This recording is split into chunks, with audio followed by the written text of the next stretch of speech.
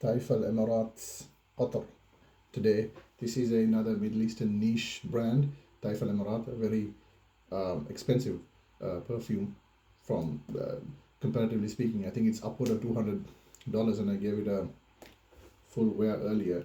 So let's just remind ourselves what this smells like. This has a very beautiful scent profile. Obviously, it's oud to spend that kind of coin, even though this is a sample.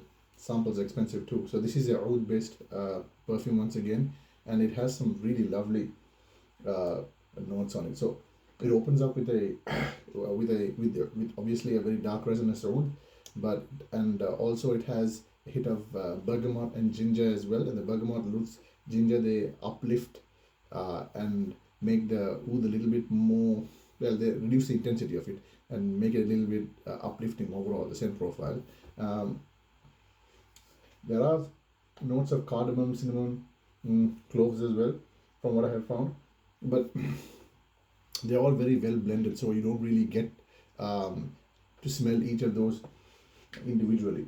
Now, in the dry down, you can feel that there's some leather, and I looked at the notes and it said there is dark chocolate listed there as well, but I don't get any dark chocolate to this.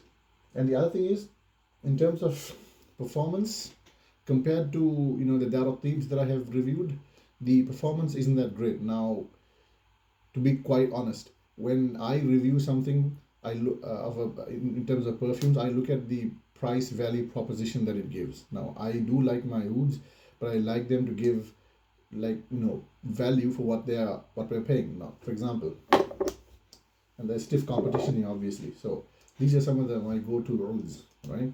So this is Shams al-Oud by Mukhalad Shams al-Oud by Ajmal, and we'll review this on the channel at some point. This is grapefruit, sour, slightly medicinal grapefruit and rose. This similar mix has also a very, very strong oud, and a very, very strong oud, but not medicinal. It's a very raw kind of oud that's very beastly and dark, but not medicinal. So I'm not sure exactly what it is, but it's very strong. And this is by Ajmal. So Ajmal, there's no question of whether the oud is original, because they're one of the foremost producers of oud in the world, and they actually export oud to a lot of the other perfume brands. They do that. They sell oud to them. So yeah, that's why they can actually make perfumes like the two I showed at really cheap prices. Whereas Western niche brands and designer brands, when they have to get a little bit of oud, the price is like hundreds and hundreds of dollars. Anyway, we digress a little bit. This is Oud Risala. The cap fell off because it's ridiculous. This is Oud Risala by Arabian Oud, and we will be reviewing this on the channel at some point as well. This has a very nice, beautiful chocolate note at the bottom that makes that oud a lot more digestible. But yeah, so the biggest issue I have with this perfume is not the spices or the scent profile, which I do like, but I'm not really appreciating of the performance in terms of how strong it is and how long it lasts. Now, obviously, if I spray this bad boy on skin, on the clothes, it's going to last a lot longer.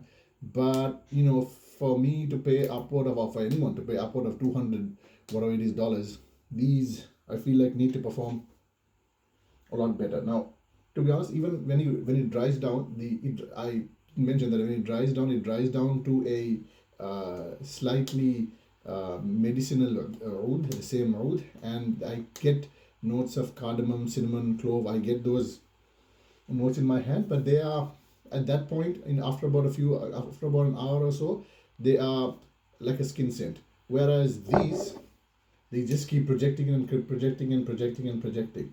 So look, but if depends on what you're after. Like if you're willing to spend big bucks on a perfume that doesn't perform amazingly, but you like the scent profile and you don't mind spraying it on your skin, and also keep in mind that everyone's skin is different. So it performs differently for all perfumes. They perform differently for everyone, because your pH level, how warm your skin is and all that stuff, how warm you are, and all that stuff. So don't take the whole performance thing with a grain of salt, because it's different for everyone.